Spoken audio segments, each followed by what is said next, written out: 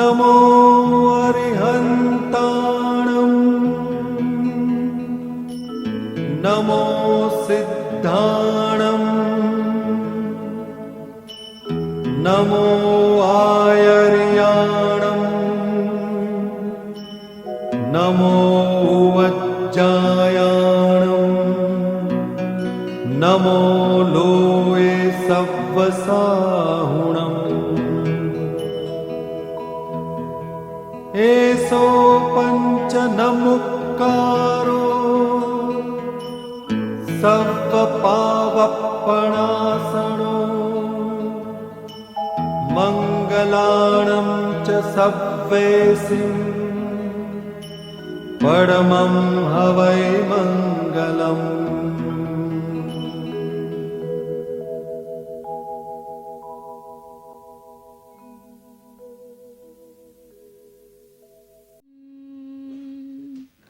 ઓમ નમો વજ્રાયાણમ નમો લોય સવસાહુણમ એસો પંચ નમુકારો સૌ પાવપણાસણો મંગલાણં ચ સૌવેસિં પડમં હવૈ મંગલમ પડમં હવૈ મંગલમ પડમં હવૈ મંગલમ.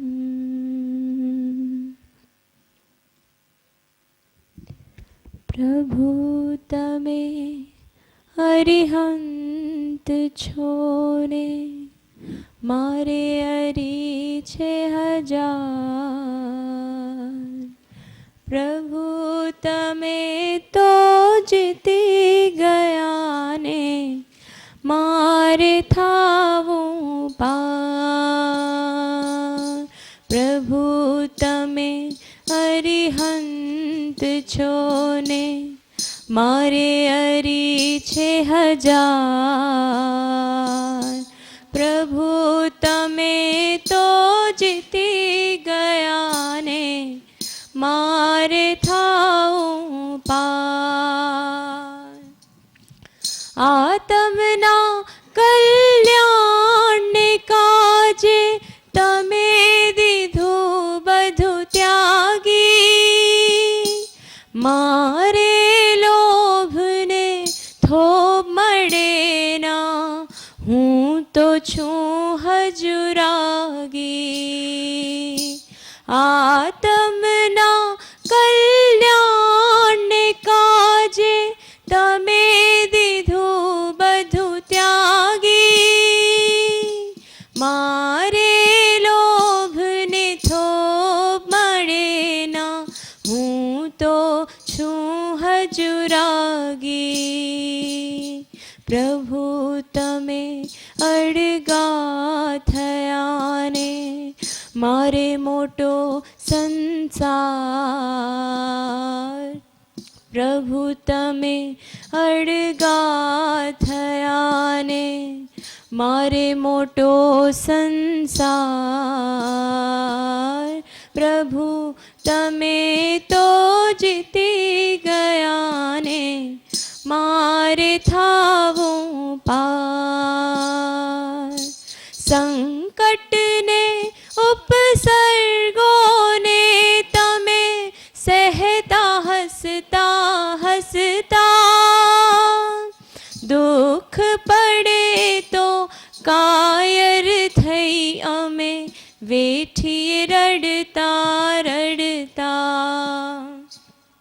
સંકટને ઉપસર્ગોને તમે સહેતા હસતા હસતા.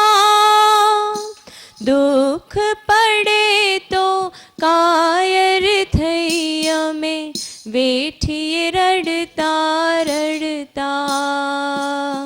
પ્રભુ તમે પેલે પાર ગયા ને હું તો ડૂબું મજધાર. પ્રભુ તમે પેલે પાર ગયા ને હું તો ડૂબું મજધાર. પ્રભુ તમે તો જીતી ગયા ને મારે થાવું પાર.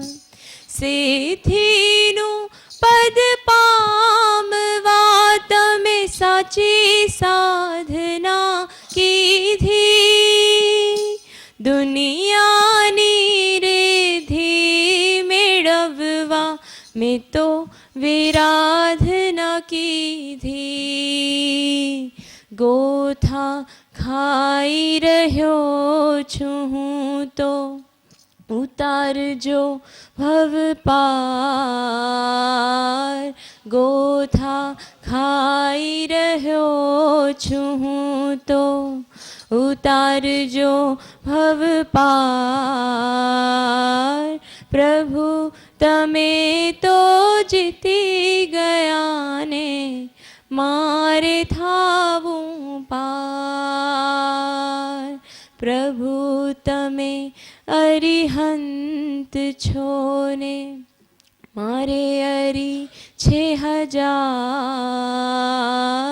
પ્રભુ તમે તો જીતી ગયા ને મારે થાવું પાર. મારે થાવું પાર. મારે થાવું પાર. હે નાથ, હે નાથ, હે નાથ, હે નાથ, હે નાથ. ભૂલી હું ભવસાગર માં ભટક્યો, નહીં અધમ કામ કરતા હું કદી પણ અટક્યો. તમ વચન અમૂલખ લક્ષ્ય માહી નહીં લીધા. નહીં તત્વ વિચારથી કહ્યા તમારા કીધા. હે નાથ, હે નાથ, હે નાથ, હે નાથ, હે નાથ, હે નાથ. સેવ્યું નહીં ઉત્તમ શીલ પ્રણીત તમારું, તજિયાદિ આપની મેજ બગાડ્યું મારું. પ્રભુ દયા શાંતિને ક્ષમાદિ મેં છોડ્યા. વડી પવિત્રતાની ઓળખાણ પણ તોડી. હે નાથ, હે નાથ, હે નાથ, હે નાથ, હે નાથ, હે નાથ.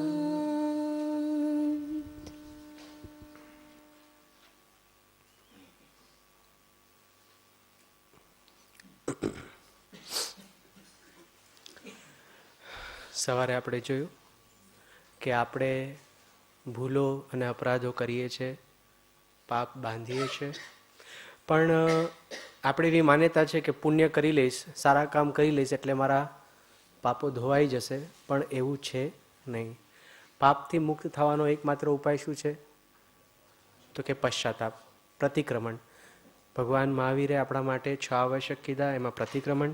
પ્રતિક્રમણ એટલે દોષો સામે જવું, દોષોને યાદ કરી જવા, અને સાચા હૃદયથી જો પશ્ચાતાપ આપણે કરીએ છીએ તો એમાં 3 લાભની વાત કરી આપણે કે પ્રતિક્રમણ કરવાથી 3 લાભ શું થાય છે. પહેલું તો કર્મની નિર્જરા થાય છે. જે દુઃખ આપણે ભવિષ્યમાં ભોગવવાના છે એ જ દુઃખને વર્તમાનમાં માનસિક વેદન વડે આપણે ખપાવી લઈએ છીએ, ભોગવી લઈએ છીએ. એક આ વાત હતી. બીજું એ કે ચક્રવૃદ્ધિ વ્યાજ જે ચડતું હતું એનાથી આપણે મુક્ત થઈ શકીએ છીએ. અને ત્રીજો પોઈન્ટ શું હતો કે અત્યારે વર્તમાનમાં આપણી શક્તિ, એટલે આપણી કેપેસિટી અને આપણી સગવડતા, આપણી કન્વિનિયન્સ છે. અત્યારે શક્ય છે ક્ષમા કરવી, ક્ષમા માગવી. પછી કયા યોનિમાં જઈએ આપણે ખબર નથી. અને અમુક યોનિમાં તો આપણે જાણીએ છીએ કે તિર્યન છે કે નરક છે, ત્યાં ડિફિકલ્ટ છે. એટલે એટલું આપણે જોયું. અને પછી આપણી આ મૂંઝવણ માટે, આપણી આ તકલીફ માટે ભગવાને પરમ કૃપાળુ દેવે આપણા માટે ક્ષમાપનાની રચના કરી ગુજરાતીમાં શોર્ટ. ક્યાં લખાણી આ ક્ષમાપના? પ્લેસ મોરબી. કયા વર્ષમાં? 1940 વિક્રમ સંવત. હા, ત્યારે ભગવાનની પરમ કૃપાળુની ઉંમર કેટલી હતી? 16 વર્ષ ને 5 મહિના. એ કયા ગ્રંથમાં લખેલી છે આ? પાઠ નંબર 56, મોક્ષમાળા ગ્રંથ 56મો પાઠ. Very good.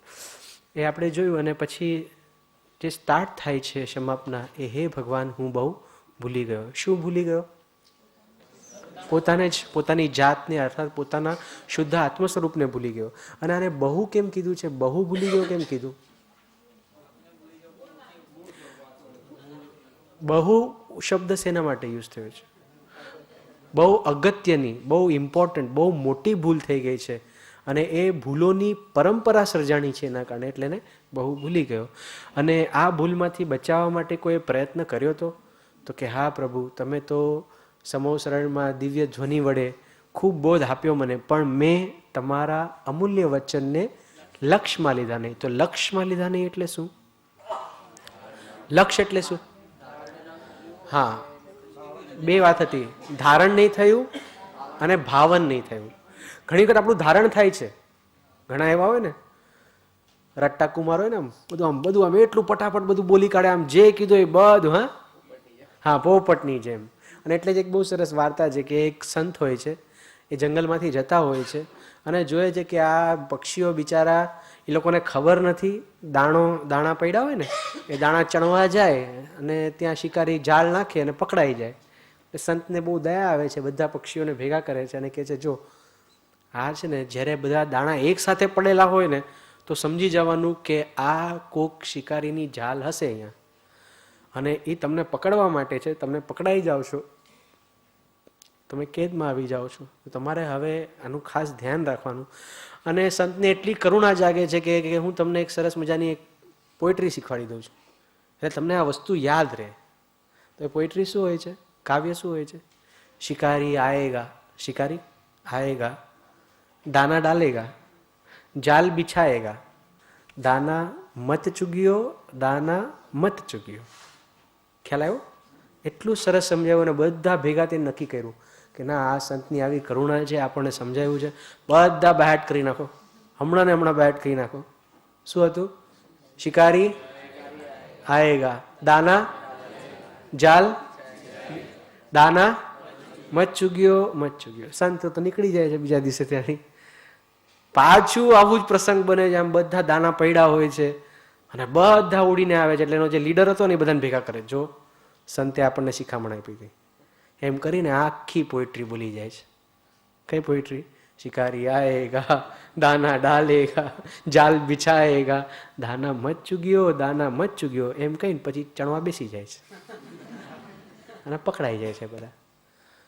આ પક્ષીઓને સાંભળીને આપણને હસવું આવે છે, પણ આપણી પણ આ જ વાત છે. ક્રોધ કરવો જોઈએ?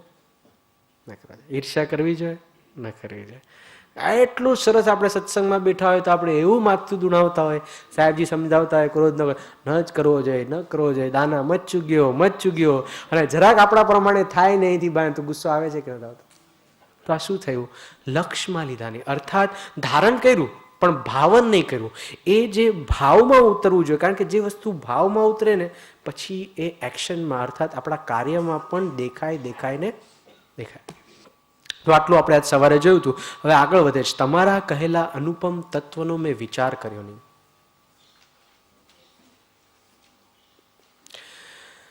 અહીંયા તત્વ એટલે શું? તત્વ એટલે આત્મા. પ્રભુ, આ આત્મા કેવું તત્વ છે? અનુપમ. અનુપમ નો મીનિંગ શું છે? અનુપમભાઈ? હા હા, જેને કોઈ ઉપમા ના આપી શકાય એવી વસ્તુ છે કે વિચ કેનોટ બી કમ્પેર્ડ, એની કોઈ સરખામણી ન કરી શકાય. અને એટલે જો ને કોઈ આમ પૂછે કે ભાઈ આ પીઝા કેવો છે, કે આ કોઈ વખાણ કરતા હોય તો છોકરાઓ વખાણ પણ કેવી રીતે કરે ને, આઉટ ઓફ ધ વર્લ્ડ છે. આઉટ ઓફ ધ વર્લ્ડ એટલે આ દુનિયામાં આવી કોઈ બીજી વસ્તુ છે જ નહીં એવો પીઝા છે. અને અહીંયા એમ કહે છે કે આ તત્વ કેવું છે, અનુપમ, આઉટ ઓફ ધ વર્લ્ડ, અર્થાત આને કોઈ ઉપમા આપીને સમજાવી ન શકાય. સર્વાર્થ સિદ્ધિના દેવો સમ્યક દ્રષ્ટિજીવો છે. અને જન્મતાની સાથે એ લોકોનું આયુષ્ય એટલે 33 સાગરોપમનું આયુષ્ય. સાગરોપમની વ્યાખ્યા કરે તો મગજમાં બેસે ને એવી વ્યાખ્યા છે. કરોડો કરોડો વર્ષ અત્યારે આપણે લઈએ, કરોડો કરોડો કરોડો વર્ષ.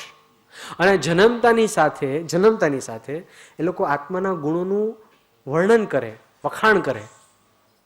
આખી જિંદગી 33 સાગરોપમ પૂરી થાય, માત્ર અસંખ્યાત ગુણો જ સમજાવી શકે, બાકીના અનંતા તો બાકી રહી જાય છે અનંતા. અને આવો પદાર્થ કોણ છે? હું છું. કારણ કે હવે આપણે તો હું બહુ ભૂલી ગયા, સમજી ગયા ને કે હું આત્મા છું. એટલે હવે આપણે એવી રીતે કે હું કેવો આત્મા છું કે મારા ગુણોનું વર્ણન કરે, વખાણ કરે, તો 33 સાગરોપમ કર્યા પછી પણ અનંતા તો બાકી રહી જાય છે. આવો પદાર્થ હું છું. અને મેં પોતાને કેવો દીનહીન અને કેવા બધા વિષયોની અંદર મેં એને સડાવ્યો છે. એવું એને અહીંયા ભાન થાય છે કે તમારા કહેલા અનુપમ, આવું જે અનુપમ તત્વ છે એનો મેં વિચાર કર્યો નહીં. જો જરાક વિચારજો, આજે જ અત્યારે પણ થોડુંક આમ લાગે છે કે નહીં હું આટલો મહાન છું, અરે મને ખબર જ નહોતી, બોલો. આવા તત્વનો મેં અનુભવ કર્યો નહીં. અનુભવ માટે જે વિચાર કરવો જોઈએ, આત્મવિચાર કરવો જોઈએ, એ વિચાર કરવો. એટલે જ કીધું છે ને પેલું ગાને, હું કોણ છું, થયો શું સ્વરૂપ છે મારું ખરું, કોણા સંબંધે વળગણા છે, રાખું કે પરહરું. એના વિચાર વિવેક પૂર્વક શાંત ભાવે જો કર્યા, તો સર્વાત્મિક જ્ઞાનના સિદ્ધાંત તત્વ અનુભવ્યા. મેન પાછળ હતું એના વિચાર વિવેકપૂર્વક શાંત ભાવે કર્યા. આપણને અહીંયા સાહેબજી બોલાવે છે ને, તમારે આટલા દિવસ અહીંયા આવવાનું શું કામ? કારણ કે શાંતપણે વિચારોનો સમય મળે. મુંબઈમાં તો આપણને એવી દોડાદોડી હોય, કાંઈ કામ ન હોય તોય દોડાદોડી હોય. એ ગજબની વાત છે. અને એટલે જ અહીંયા નિવૃત્તિ ક્ષેત્રમાં શું કામ સંતો આપણને ખેંચે છે કે અહીંયા આવીને પછી આના ઉપર વિચાર કર. હું કોણ છું, ક્યાંથી થયો, શું સ્વરૂપ છે મારું સ્વરૂપ, કોના સંબંધે વળગણા છે, રાખું કે પરહરું, એટલે છોડી દો. એના વિચાર વિવેકપૂર્વક જો, એટલે વિવેકપૂર્વક શાંત ભાવે જો કર્યા, તો સર્વાત્મિક જ્ઞાનના સિદ્ધાંત તત્વ અનુભવ્યા. કેટલું ઇમ્પોર્ટન્ટ છે. એટલે આપણે આગળ જે વાત કરી ને કે અમૂલ્ય વચનને લક્ષ્યમાં લીધા નહીં. કેટલાય હોમવર્ક કર્યું કે મને મારા ગુરુએ અથવા તો મને કોઈ વચનામૃતમાંથી અથવા તો તીર્થંકર ભગવાનના કોક વચન મને એકદમ આમ લાગે કે નહીં આ મારા માટે છે, એવું કેટલાય હોમવર્ક કર્યું. Good, very good. હજી જે બાકી રહી ગયા છે ને, રાત્રે તો છે જ ટાઈમ આપણી પાસે, ચોક્કસ કરજો. આ હોમવર્ક કર્યા વગર છૂટકો નથી. પછી તો એટલો ઉપકાર વેધાશે કે હો, મને મારા ઉપર આટલી બધી કરુણા મારા ગુરુએ કરી અને મેં ઓળખી નહીં. એક ભાઈનો અનુભવ કહું. કોઈ વાર આ અનુભવથી ઘણાને યાદ કરવાનું મન થઈ જશે. વર્ષો પહેલાની વાત છે. બાપાજીને વિનંતી કરી કે મારી પાસે નવી ગાડી છે, તો એમાં તમે જરા સ્થાપના કરી આપશો મને પરમ કૃપાદેવની. એટલે ગુરુદેવે હા પાડી. 93-94ની વાત છે. અને ગુરુદેવ સ્થાપના કરવા જ જતા હતા પરમ કૃપાદેવની. ત્યાં અચાનક એમને કીધું કે તારી ગાડી તો બહાર રહેશે તડકામાં, અને તડકામાં રહેશે તો પરમ કૃપાદેવને ગરમી થશે. એટલે આમ અટકી ગયા સાહેબ. એટલે પેલા એ તરત કીધું, હા સાહેબ અમારું ગરાજ છે, મારું ગેરેજ છે, એમાં ગાડી ગેરેજમાં જ રહે છે, તમે જરાય ચિંતા નહીં કરો, કાંઈ નહીં થાય. અને જ્યારે એને કીધું ને કે મારું ગેરેજ છે, ત્યારે બાપાજીએ એના આંખમાં જોઈને એમની એકદમ ખાસ મુદ્રામાં એને એમ કીધું, ઓ તમારું છે, એમ તમારું છે. પછી સાહેબે સ્થાપના કરી. બસ આટલો પ્રસંગ બન્યો. બન્યું એવું કે આ વાત બત્યાને પછી લગભગ 8-10 મહિના કે વર્ષ થયું હશે માંડ, એ એમનું બિલ્ડિંગમાં જે ગેરાજ હતું ને, એ સોસાયટીવાળા કંઈક વાંધો ઉઠાવ્યો. અમુક કંઈક એના પેપર્સ મળતા નહોતા. એટલે કે તમે આ પેપર્સ આપો તો જ આ તમારું કહેવાશે, નહીતર આ સોસાયટી પાછું લઈ લેશે, અમે કોર્ટમાં જઈએ છીએ. હવે ઓલાભાઈ કહે કે મેં પોતે બાંધ્યું છે, બધાને ખબર છે, મેં 2 લાખ રૂપિયા નાખીને 10 વર્ષ પહેલાં મેં આ ખર્ચો કર્યો હતો, બધાને જાણ છે. અને એ જ લોકો આજે પાછા, કારણ કે એ લોકોને ખબર પડી ગઈ કે આના પેપર્સ છે નહીં. એટલે થાય શું, દર રવિવારે જ્યારે ઓલી મીટિંગ થાય ત્યારે એ ધબાધબી એટલા કશાય થાય, એટલો ઝઘડો થાય. ઓલો કે મારી પાસે તો કે પેપર્સ નથી તો મારે પાછું આપી જ દેવું પડશે. કે મેં આટલા પૈસા નાખ્યા તમને ખબર છે? કાંઈ નહીં, અમે કોર્ટમાં જઈએ છીએ. એટલો કશાય થાય. પાછા મુમુક્ષુ ને એટલે ખટકે પણ ખરા. પાછા આવે ને ઘરમાં આવે કે એ 2 કલાક મેં કેટલી ગાળામાં મેં શું કર્યું આ. અને એક વખત આમને બેઠા હતા, બાલ્કનીમાં બેઠા હતા અને વિચાર કરતા હતા. એના વિચાર વિવેકપૂર્વક શાંત ભાવ. બાલ્કનીમાં ત્યાં નીચે રસ્તા પર જોઈએ છે, બપોરનો ટાઈમ હતો, ગાડી રસ્તા પર ઊભી હતી, કારણ કે ઓલા લોકોએ સીલ કરી નાખ્યું હતું અને કોર્ટમાં કેસ ગયો હતો. અને ગાડીને જોતા પરમ કૃપાળુનું ચિત્ર પર જોતા એકદમ સ્ટ્રાઇક થયું કે 1 વર્ષ પહેલા જ્યારે સ્થાપના કરતા હતા ત્યારે બાપાજીએ, ગુરુદેવે એમ કીધું હતું કે તમારું ગેરેજ છે, તમારું છે, તમારું છે એમ કરીને કીધું. એ મુદ્રા યાદ આવી, એમની આંખ યાદ આવી, એમના વચનના બોલવાની જે સ્ટાઇલ હતી એ યાદ આવી, અને એકદમ વિચારમાં ચડી ગયા. અમૂલ્ય વચનને લક્ષમાં લીધા નહીં. જો આ વચનને ત્યારે જ લક્ષમાં લીધા હોત તો જે 2-3 મહિના એના કશાયમાં ગયા હોત એને તરત વિચાર, હું કોણ છું, ક્યાંથી થયો, શું સ્વરૂપ છે મારું ખરું, કોના સંબંધે વળગણા છે, આ ગેરેજ મારું છે એમ કરીને હું આટલા ઝઘડા કરું છું, તો હું કોણ છું, આ રાખું કે પરહરું. અને એવી વિચારણા જાગી. ગુરુદેવ એટલા બધા યાદ આવ્યા, એમની વચન, એમની મુદ્રા, એટલું બધું યાદ આવ્યું. દડ આંખમાંથી આંસુ પડ્યા કે આ મેં શું કર્યું. મને તો મારા ગુરુએ 1 વર્ષ પહેલા જ જાગૃત કરી દીધો હતો, પણ એ વચનને મેં લક્ષમાં લીધા નહીં અને આ અનુપમ તત્વનો મેં વિચાર કર્યો નહીં. ત્યાં ને ત્યાં નક્કી કરે છે કે બસ આજની ઘડી પછી આ ગેરેજને લઈને હું કશાય કરીશ નહીં, ફાઇટ કરીશ, કારણ કે હું સાચો છું. કોર્ટમાં જઈને જે કરવાનું હશે, જે પ્રોસિજર હશે હું કરીશ, પણ જે અંદરમાં મને વેર અને ઝેર જાગે છે બધા પ્રત્યે એ ન જ, કારણ કે આ મારું ગેરેજ છે જ નહીં. જ્યારે આ દેહ મારો નથી, આ ગાડી મારી નથી, તો ગેરેજ મારું ક્યાંથી થાય? હવે ખ્યાલ આવે છે ગુરુના એક વચન કેટલા કશાયથી. જો આ જ વાત એમને થોડાક પહેલા યાદ આવી ગઈ હોત, અથવા તો જ્યારે ગુરુએ કીધું હતું ત્યારે જ એના ઉપર ચિંતન કરી અને હૃદયમાં ધારણ અને ભાવન કરી દીધું હોત, તો આટલા બધા કર્મબંધથી એ બચી ગયા હોત. હવે આપણે યાદ કરીએ કે મને જોઈને મારા ગુરુએ શું કીધું હતું, તો પકડાશે આપણને કે હા, મને પણ ગુરુ ઘણા બોધથી મને જાગૃત કરે છે, પણ હું એ સંકેતોને પકડતો નથી. એટલે જ કીધું છે ને, આપણે વિચાર તો કરવો છે, પણ વિચારનો ટાઈમ નથી. કેમ? જો તરત આપણી પાસે એવા બહાના નીકળશે ને, એવું કાંઈ નથી, અમને બહુ ભાવ છે, કરવું જ છે બધું, આ જ કરવું છે, પણ ટાઈમ હોવો જોઈએ ને. ભાગી અહીંથી ઓફિસથી ત્યાં, ત્યાંથી ત્યાં, આપણે ટાઈમ ક્યાં છે? બરાબર છે કે નહીં ભાઈ? ટાઈમ છે આપણી પાસે, ક્યાં ટાઈમ જ ક્યાં છે? મારો એક દોસ્તાર ડૉક્ટર છે, એનેસ્થેટિક છે, અને ક્યારે પણ પૂછું ને શું કરું છું, આ ધરમપુર આવે, અરે શ્વાસ લેવાનો ટાઈમ નથી. મને ત્યાં જીવતા કેવી રીતે હશે? ત્યારે શ્વાસ લેવાનો, અરે તમને ખબર નથી કેટલું ડૉક્ટરની લાઈફ શું તને ખબર ન પડે, તમે બધા આમ તેમ. ઠીક. પછી મહિના પછી મને મળ્યો, કીધું શું ચાલે છે, શું કરે છે સાંજે? તો કે સાંજના ટાઈમ નથી આપણી પાસે. કેમ? IPL ચાલતી હતી ને, ખબર છે? IPL ક્રિકેટ મેચ ચાલતી હતી, સાંજે 7 થી રાત્રે 1 વાગ્યા સુધી 6 કલાક. એ કે આમાં મને ડિસ્ટર્બ નહીં કરવાનું. તું કીધું તો તને શ્વાસ લેવાનો ટાઈમ નથી. ભાઈ ક્રિકેટ આપણે છોડી ન શકીએ. જો કેવું છે, જે વસ્તુમાં રુચિ હોય, જેમાં ગમતું હોય, તો સમય ઓટોમેટિક નીકળી જાય. અને એટલે જ એવો જ રસ અને એવી રુચિ જ્યારે આત્મા માટે થશે ને, તો આત્મા માટે પણ સમય મળશે ને મળશે જ. પણ આ આપણી રુચિની કામે. બીજું એક બાનું આપણી પાસે છે જ રેડી. એક તો સમયનું છે ને બીજું સમજણનું. આ બધી બહુ હાઈ લેવલની વાત છે. વેદનાન બધું આપણા લેવલનું નથી. આ આપણે બધું બમ્પર જ જાય. હા, દેહ અને આત્મા જુદો છે, પ્રજ્ઞા છીણી લો અને ભેદ જ્ઞાન કરો, પર દ્રવ્ય ને પર ભાવથી, આવું બધું ઊંચું ઊંચું આપણને ફાવે નહીં. અને જરા પૂછો કેટલાય એવા સક્સેસફુલ બિઝનેસમેન છે, કરોડોપતિ હોય, અને એને પૂછો 10th પાસ હોય, એમાંય ઘણા નાપાસ મળે, પણ શું એક ધગસ, એક રુચિ, મારે આ કાર્ય કરવું જ છે. અને એટલું નોલેજ એ લોકો પાસે હોય કે એ લોકોના સીએ હોય ને એને આઈડિયા એ લોકો આપતા હોય.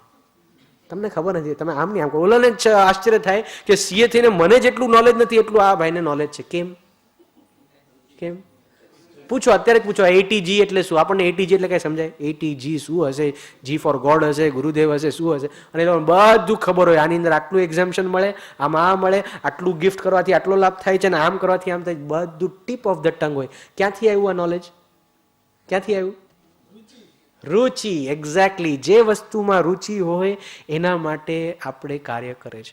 તો હવે આપણે બાના કાઢી જ નથી શકીએ, મારી પાસે સમય નથી. કેમ? આપણે બસમાં બેઠા હોય, અહીંથી જવું હોય, ચલો આપણે અમદાવાદ જોઈએ તો અડધો કલાક તો લાગે ને, પોણો કલાક તો લાગે ને. શું કરે છે આપણે બસની અંદર? ડાફામાં છે, અહીંથી અહીંયા જોતા, આ નવું બિલ્ડિંગ બન્યું લાગે, તો આપણે શું બિલ્ડિંગ બન્યું છે, આ 50 કરોડનો ટાઈમ આપણી પાસે છે.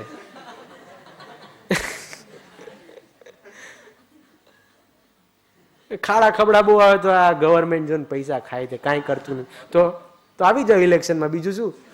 પણ ના, આપણે આખા ગામની પંચાયત કરવી છે, એનો સમય છે આપણી પાસે. બોલો કેટલો જોઈએ? જે લોકો રોજ અપડાઉન કરતા હશે અમદાવાદ, તે લોકો પાસે રોજ કેટલો મળે? 2-2 કલાક મળી શકે કે ન મળી શકે? બોલો, છે કે નહીં? આપણે લિફ્ટ માટે ઊભા હોય, 2 બટન દબાવીને પછી હજી નહીં આવી, હજી નહીં આવી, હજી નહીં આવશે, એના ટાઈમે આવશે. એટલો ટાઈમ પણ આત્મવિચાર કરી શકાય છે કે નહીં?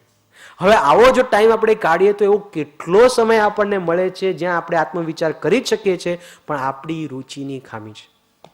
આપણું આ બાનું છે કે મારી પાસે સમય નથી, સમય હોતો નથી, સમય કાઢવો પડે છે અને નીકળે છે. જ્યાં રુચિ હોય ને ત્યાં ઓટોમેટિક સમય. ઓલા ભાઈ 6 કલાક મળતા હતા, બોલો, 1 મહિના સુધી IPL ચાલતી હતી ને, બોલો ક્યાંથી આવ્યો આ સમય? રુચિમાંથી. તો આવું છે. અને એટલે જ પરમપદે કીધું છે, શુદ્ધ બુદ્ધ ચૈતન્ય ઘન સ્વયં જ્યોતિ સુખધામ, બીજું કહીએ કેટલું, કર વિચાર તો પામ. હવે આગળ શું કે છે? તમારા પ્રણિત કરેલા ઉત્તમ શીલને સેવ્યું નહીં. આ લિંક જોઈ લઈએ આપણે. અહીંયા આગળ શું હતું? અમૂલ્ય વચનને લક્ષમાં લીધા નહીં. આ કેમ લક્ષમાં લીધા નહીં? આગળ કે તમારા કહેલા અનુપમ તત્વનો મેં વિચાર કર્યો નહીં. જ્યારે સાંભળ્યું જ ન હોય, જે વસ્તુ સાંભળી જ ન હોય, બરોબર, એના પર આપણે વિચારણા કરી શકીએ? આ એના જેવું છે. મૂળિયા છે નહીં, અને ઝાડ કેમ નથી, અને ફળ કેમ નથી, અને ફૂલ કેમ નથી? અરે ભાઈ, પણ જ્યાં મૂળિયા જ ન હોય તો ઝાડની સંભાવના છે જ નહીં. એમ જે વસ્તુને, જે અમૂલ્ય વચનને લક્ષમાં જ જ્યારે લીધા ન હોય તો એના ઉપર વિચારણા જ ક્યાંથી થઈ શકે? અને જેની વિચારણા નહીં થઈ શકે તો આગળ બધી લિંકમાં ગડબડ ઊભી થશે. શું? તો તમારા પ્રણિત કરેલા ઉત્તમ શીલને સેવ્યું. સદગુરુનું કાર્ય બહુ કઠિન છે. કેમ કઠિન છે ખબર છે? આપણે એવા છે ને એટલા માટે. એક તો આપણા પૂર્વ સંસ્કાર, આગલા ભોના આપણે સંસ્કાર લઈને આવ્યા છે, પ્લસ વર્તમાનનો સંગ. આ સંતો આપણને બહુ જાગૃત કરતા હોય ને, સારા મિત્ર રાખો, સારા મિત્ર રાખો. કેમ? કારણ કે જેવો સંગ તેવો રંગ. જો આપણા ફ્રેન્ડ સર્કલને બધા ફિલ્મ સ્ટાર્સ ને એ લોકોનું મહાત્મ્ય હશે ને તો આખો દિવસ એની જ વાતો કર્યા કરશે એ લોકો, અને એમાં આપણને પણ રસ પડતો જશે. એટલે બહુ ઇમ્પોર્ટન્ટ. આ તો એના જેવું થયું કે એક દોસ્તાર એના ફ્રેન્ડને ફોન કરે છે અને કહે છે કે એ શેર બજારનું કરતો હોય છે, કે તારી પાસે ઓલા સત્યમ કરીને એક કંપની હતી ને, એના શેર છે? તો કે હા છે ને, મારી પાસે તો 1000-1500 જેટલા શેર છે. તો કે જો એક કામ કરજે, કાલ સવારે બજાર ખુલતાની સાથે તું એને ફૂંકી મારજે, ઉડાવી નાખજે, જે ભાવ મળે ને કાઢી નાખજે. ઓલા કે શું કામ? પણ જો હું તને કહું છું, મિત્ર છું તારો, તારું ભલું ઈચ્છું છું, તું વેચી નાખજે. કેવું છે, જે વ્યક્તિ આપણને એકદમ નિસ્વાર્થપણે હેલ્પ કરતું હોય ને એના પ્રત્યે ડાઉટ જાય, એના પ્રત્યે જ શંકા જાય. એને શું શંકા જાય ખબર છે? હા, મારેથી જલતો લાગે છે. કારણ કે એ સત્યમનું જ્યારે ગ્રાફ સ્ટાર્ટિંગ નહોતો ને, 200ના 400 થયા, 400ના 600, આમ સીધું જમ્પ જ કરતું હતું 200 રૂપિયાનું. અને લોકોને એવી વાતો ચાલતી હતી કે આ બીજું ઇન્ફોસિસ બનવાનું છે, અર્થાત એટલી અને વધવાના છે, હજારોમાં થવાની છે, 10-10 હજાર સુધી પહોંચવાનું છે. હવે ઓલાએ શું કર્યું કે પોતાની કેટલી વસ્તુઓ વેચી, ગીરવે મૂકી અને નાના શેર લીધા હતા. રાતોરાત કરોડપતિ થવું હતું. હવે જ્યારે આનો ફોન આવ્યો આને શું થયું ખબર? જો આ 200ના 800 રૂપિયા થયા ને, અને આને હવે જલન થાય છે મારા પ્રત્યે, અને એટલે મને વેચવાનું કે છે. આપણે કંઈ વેચવું નથી. સવાર પડે છે, 9:30 પોણા 10 થાય છે, અને પાછો વિચાર આવે કે મારો દોસ્તાર ગમે હોય, મારું હિત જ ઈચ્છે કે નહીં છે. બિચારો કન્ફ્યુઝ હોય, પણ એમ થાય છે કે નહીં, એને મને એક વખત કીધું છે ને, મારે વેચી નાખવા છે. પોણા 10 જે ભાવ મળ્યો બધા એક શેર વેચી નાખ્યા, બધા રોકડા કરી લીધા. અને અડધી કલાક પછી ખબર પડી કે આ સત્યમ નહીં, અસત્યમ છે. આવ્યું હતું ને રામલિંગમનું બધું, આખી ગડબડ અંદરની, એ બધું બહાર નીકળ્યું. અને આ સમાચાર આવતાની સાથે પહેલો ફોન ઓલાને લગાડે છે, દોસ્ત તે મને ભિખારી થતા બચાવ્યો, તારો ઘણો ઘણો ઉપકાર છે, અને માફી માગે છે કે મેં તારા પ્રત્યે જ શંકા કરી. અને આ આપણી સ્ટોરી છે. આ સ્ત્રી, આ પુત્ર, આ બિઝનેસ, આ બધું તને સત્યમ લાગે છે અત્યારે, પણ બધું અસત્યમ છે. આ તો પુણ્યનો ઉદય છે એટલે બધું પોતાના પ્રમાણે ચાલે છે, પણ જરાક વિપરીત ઉદય આવશે, બધા છોડીને વયા જશે, તું એકલો રહી જઈશ, તું ભિખારી થઈ જઈશ. તારે જો ઇન્વેસ્ટમેન્ટ કરવું હોય તો પરમાત્મામાં ઇન્વેસ્ટમેન્ટ કર. આ ફરજો ભલે કર, એનો મતલબ એમ નથી કે આપણે બધા પ્રત્યે દ્વેષ કરો, ઘરના વ્યક્તિઓ પ્રત્યે, પણ એની અંદર જે આસક્તિ છે, એનામાં જે સલામતી છે, એ તું એક સલામતી સત્પુરુષના ચરણ કમલમાં, બીજે ક્યાંય નહીં. આ બધું અસત્યમ છે, તને અત્યારે નહીં ખબર પડે. જ્યારે મૃત્યુ ખટખટાવા આવશે ને દ્વાર પર, ત્યારે ખબર પડશે કે કેટલા સ્નેહી સંબંધી છે, બધા બાજુમાં ઊભા છે, પણ કોઈ મને એક શ્વાસનું દાન આપી નથી શકતું. અને એ ટાઈમે તને અફસોસ થાય, એના કરતાં અત્યારથી જ તારા શ્વાસ પ્રભુની સેવામાં, પ્રભુના ચરણોમાં અને એના કાર્યમાં લગાડી દે. આવા ભાવ સદગુરુ એને સમજાવે છે કે કેટલું કઠિન કાર્ય છે. જેમ ઓલાને લાગતું હતું કે આ બધા લોકો આટલું કમાવાના છે, એક મને જ કેમ કાઢવાનું કે છે. એટલે હવે જ્યારે પણ સત્પુરુષ આપણા પર આજ્ઞા કરતા હોય, આપણા પર કૃપા કરતા હોય, તો એની શંકા ન કરવી, એને માથે ચડાવી. તો અહીંયા શું કહે છે? તમારા પ્રણીત કરેલા ઉત્તમ શીલને સેવની. પ્રણીત એટલે શું? કહેલા, ઉપદેશેલા. ઉત્તમ શીલ, શીલ એટલે શું? સદાચાર, આચરણ. આ એનો સામાન્ય અર્થ છે કે આચરણ, સદાચાર. અહીંયા કંઈક ઊંચી વાત કરી છે. આપણે કહીએ ને કે આ સ્ત્રી શીલવાન છે, એનો મતલબ શું થાય? કે એ એના પતિ પર જ દ્રષ્ટિ કરે છે, એ સિવાય સુખ માટે એ બીજા કોઈ અન્ય પુરુષ પાસે જતી નથી. બરાબર છે? જ્યારે એ પતિ પ્રત્યે જ એની દ્રષ્ટિ હોય, પતિ પ્રત્યે જ ડિપેન્ડન્ટ હોય, તો આપણે એને કહીએ છીએ શીલવાન છે. જો વૃત્તિ કયું લિંગ છે? આપણે કહીએ ને મારી વૃત્તિ, મારી સ્ત્રીલિંગ. આત્મા કયો લિંગ છે? આમ નથી, પણ ભાષામાં શું આવે છે? પુલ્લિંગ. બરાબર? તો આ સ્ત્રીલિંગ, વૃત્તિ સ્ત્રીલિંગ, આત્મા પુલ્લિંગ. મારી વૃત્તિ સુખ માટે આત્મા સિવાય બીજા કોઈની પાસે ન જાય તો એ શીલવાન છે. અને આ વૃત્તિ આત્મા સાથે જ રહે, એના માટે ગુરુ જે આજ્ઞા કરે એ કહેવાય છે ઉત્તમ શીલ. બેસું મગજમાં? ક્લિયર થયું? હા. જો વૃત્તિ છે, સ્ત્રીલિંગ છે, આ વૃત્તિ અત્યારે સુખ માટે ક્યાં જાય છે? પંચેન્દ્રિયમાં જાય છે, બારમાં જાય છે, આત્મા પાસે નથી આવતી. અર્થાત એ પર તરફ જાય છે. પર ઉપર જાય તો એ શીલવાન કહેવાય? ન કહેવાય. શીલવાન ક્યારે કહેવાય? કે જ્યારે એ પોતાના પતિ સાથે જ રહે. તો આ વૃત્તિ મારા આત્મા સાથે જ રહે, મારી વૃત્તિ મારા આત્મા સાથે રહે, તો એ શીલ છે, શીલવાન છે, ઉત્તમ શીલ છે. અને આ વૃત્તિ મારા આત્મા સાથે જ રહે, એના માટે ગુરુ શું કરે છે? આજ્ઞાઓ આપે છે કે જો અડધી કલાકથી વધારે ટીવી નહીં જોતો. આ શીલ કરી આપ્યું, કારણ કે તું વધારે જોશે તો વૃત્તિ પછી એની સાથે જોડાઈ જશે. એટલે આ જે આજ્ઞા આવે છે એને કહેવાય છે શીલ. હવે પ્રશ્ન થાય ઉત્તમશીલ કેમ કીધું? જો પરમ કૃપાળુદેવ કોઈ પણ શબ્દ એમને એમ ન મૂકે, એક એક શબ્દનો બહુ ઊંડો ભાવ છે. તો શીલ એટલે આજ્ઞા, આજ્ઞા આરાધન. ઉત્તમશીલ એટલે શું? આજ્ઞા આરાધન જ્યારે આત્મલક્ષ્ય થાય ત્યારે એને ઉત્તમશીલ કહેવાય છે. હવે આપણે આજ્ઞાઓ પાડીએ છીએ, હા અમે નિત્યક્રમ પણ કરીએ છીએ, વાંચન પણ કરીએ, ક્વોલિટી ચેક કરીએ આપણે. એ વાંચન જે આપણને મળ્યું હોય એ આત્મલક્ષ્ય આપણે કરીએ છીએ કે ના આના વડે મને આત્મા પ્રાપ્ત થવાનો છે એટલે મારે બહુ સિસ્ટમેટિકલી સ્ટડી કરી અને એને પ્રેક્ટિકલ મારા જીવનમાં અપ્લાય કરવું જોઈએ.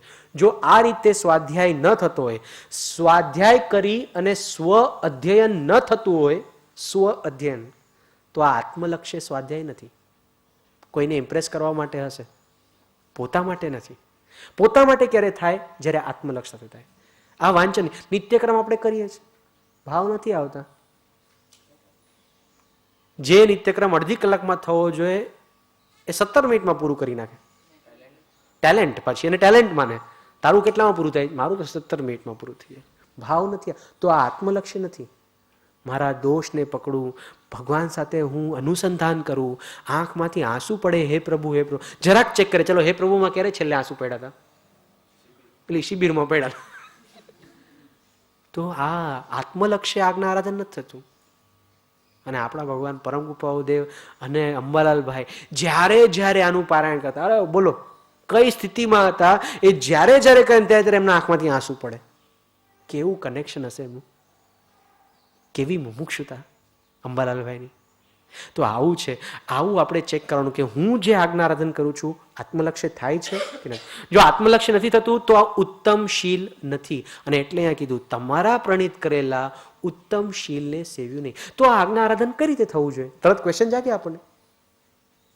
તાજમહાલ કેટલા બન્યા? તમને થશે કે આ ભાઈ ચા પીધી નથી લાગતી. કેટલા બન્યા એટલે એક જ હોય ને, 5 બન્યા જ. બોલો હવે તો પાક્કું થઈ ગયું, મેં ચા નથી પીધી. કઈ રીતે 5? પહેલો તાજમહાલ ક્યાં બન્યો? શાહજહાનના હૃદયમાં. શાહજહાનના હૃદયમાં બન્યો ને પેલા. એના ભાવ પ્રેમ જાગ્યો એવો. વાત સાચી છે કે નહીં? ચંદુલાલ મળ્યા રસ્તામાં, તો એના મિત્ર એને કહે કે ભાઈ તમે તો બહુ ડાયલોગ મારતા હતા ને કોલેજમાં હતા ને, બહુ ડાયલોગ મારે. તાજમહલ બનાના ચાહતા હું લેકિન મુમતાઝ નહીં મિલતી. મુમતાઝ નહીં મિલતી. તો ઓલા ભાઈ કહે કે હવે તો તમને બબલુન બબલીન બધા થઈ ગયા, મુમતાઝે મળી ગઈ. તો કે હવે હજી સુધી તમે તાજમહલ નથી બનાવ્યું? હવે બધું તમારો રોમાન્સમાં બધું ઉડી ગયું એમ તેમ. તમે તો પેલા બહુ રોમેન્ટિક હતા ને. તો કે આજે પણ છું ને. શું વાત કરતો? કે આજે પણ? તો કે હા આજે પણ ઈચ્છા થાય છે, તાજમહલ બનાના ચાહતા હું લેકિન મુમતાઝ નહીં મરતી. આ મણી મરે પછી કરું ને હું.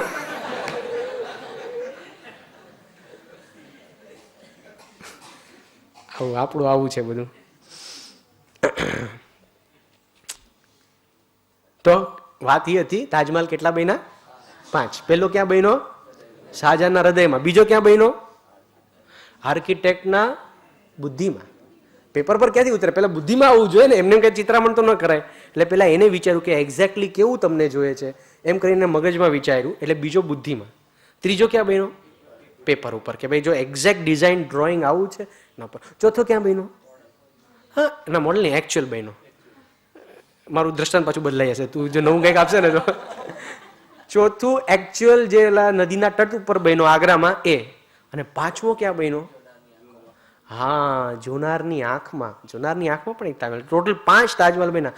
આપણું આજ્ઞાનું આરાધન આ રીતે થવું જોઈએ. પહેલું ક્યાં થવું જોઈએ નીતિનભાઈ? પહેલું ક્યાં થવું જોઈએ? શાહજહાનના હૃદયમાં, અર્થાત ભક્તના શિષ્યના હૃદયમાં. મારે મારા ગુરુ માટે આટલો પ્રેમ મને જે વ્યક્તિ આપ્યો એના માટે હું કાંઈ ન કરું? અરે તમારા માટે તો હું જાન આપી દઉં. બરાબર ને? પેલું કયું ભજન છે? હું જાન આપી દઉં તમારા માટે. ચલો યાદ આવશે એટલે કહીશ. તો એની અંદર એવું આવે છે કે તારા માટે હું જાન આપી દઈશ. દિલ દિયા હે જાન દે છે ને, ગાઈ લે. હા એક્ઝેક્ટ. હવે આપણે ગાવાનું છે અને આપણે આપણા ગુરુ માટે ગાવાનું છે. दिल दिया है जान भी देंगे ऐ गुरु तेरे लिए. दिल दिया है जान भी देंगे ऐ गुरु तेरे लिए. हर करम अपना करेंगे हर करम अपना करेंगे ऐ गुरु तेरे लिए. दिल दिया है जान भी देंगे ऐ गुरु तेरे लिए. હર કર્મ અપના કરેંગે. મારી જેટલી પણ ફરજ છે ગૃહસ્થ તરીકે, મારે બિઝનેસ કરવાનું બધું કરીશ, પણ પ્રભુ તમારા માટે કરીશ. તમારી આજ્ઞા ક્યાંય ચૂકાય નહીં.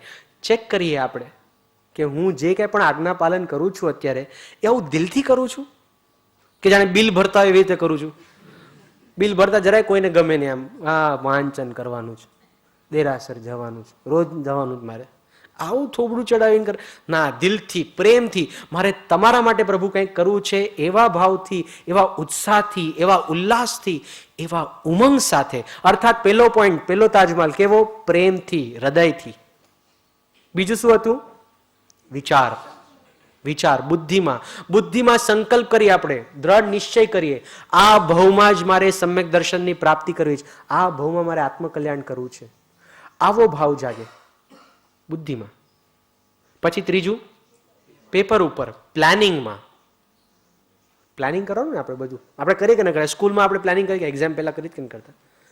સવારે 3 કલાક, બપોરે 2 કલાક, પાછું સાંજે 3 કલાક, આમ 8, એવું ટાઈમ ટેબલ બનાવે. કોઈક આમ જોયે તો લાગે આ તો ફર્સ્ટ આવશે. પણ પ્રોબ્લેમ શું હોય છે ખબર? આપણે પ્લાનિંગ એટલા મોટા મોટા એટલા સરસ સરસ કરીએ પણ એ પ્રમાણે એક દિવસ પણ ચાલે નહીં. રોજ સાંજે વિચાર કરે કે આ ટાઈમ ટેબલ પ્રમાણે કાલે તો જીવશું જ, કાલે આ પ્રમાણે જ કરવું છે. આવો અનુભવ થાય છે આપણને? જો ઘણા એવા મહાન હોય, ઇન્વર્ટેડ કોમાસમાં કહું છું, કે પ્લાનિંગ જ ન કરે, એકદમ સહજ અવસ્થામાં જીવતા હોય, જેમ જવું જેમ થતું એમ થવા દેતા હોય. આની તો વાત જ ન થતી. એની વાત થાય છે કે જે પ્લાનિંગ કરે, પણ પ્રોબ્લેમ હોય પ્લાનિંગ પ્રમાણે એકચ્યુઅલ કરે નહીં. તો ફર્સ્ટ પેલા ક્યાં હતું? આજ્ઞા પાલન હૃદયથી. બીજું નિશ્ચય, દ્રઢ સંકલ્પ, મારે કરવું જ છે, મારે મારું આત્મકલ્યાણ કરવું જ છે. ત્રીજું ક્યાં? પ્લાનિંગમાં. કે ભાઈ ધ્યાન તો કરવું છે, પણ ધ્યાન હું ક્યારે કરીશ તો બેસ્ટ થશે? This is planning. આપણે ક્યારે કરીએ? બધું કામ આખો દિવસ દોડા દોડી, એટલા ટેન્શનમાં ભાગા ભાગી કરીને થાક્યા પાક્યા રાત્રે આવ્યા હોય, એમાં પાછી એકાદ સિરિયલ જોઈ અને છેલ્લે જ્યારે સુવાનું હોય એની પહેલા અડધી કલાક પહેલા આપણે બેસીએ, પછી આમ આમ આમ ઝૂલતા હોય. આત્મામાં નહીં, આત્મામાં ઝૂલવાની વાત તો છઠ્ઠે સાતમી, આ તો અહીંયા દેહ ઝૂલતો હોય ખાલી. અને પછી એક મસ્ત હું કઈ ઉભો થાય, બહુ સરસ થયું ધ્યાન, સુપર, મને કઈ વિચાર જ નથી આવ્યા, ક્યાંથી આવે? સુઈ ગયો બાપલા. તો પ્લાનિંગ કરવું કે હું મારે ધ્યાન કરવું છે, તો which is the prime time. જો ટીવીમાં પણ પ્રાઇમ ટાઈમ હોય ને, સાંજના 8 થી 9:30 પ્રાઇમ ટાઈમ છે, એમાં બેસ્ટ પ્રોગ્રામ જોતા હોય. મારા માટે ધ્યાનનો પ્રાઇમ ટાઈમ કયો છે?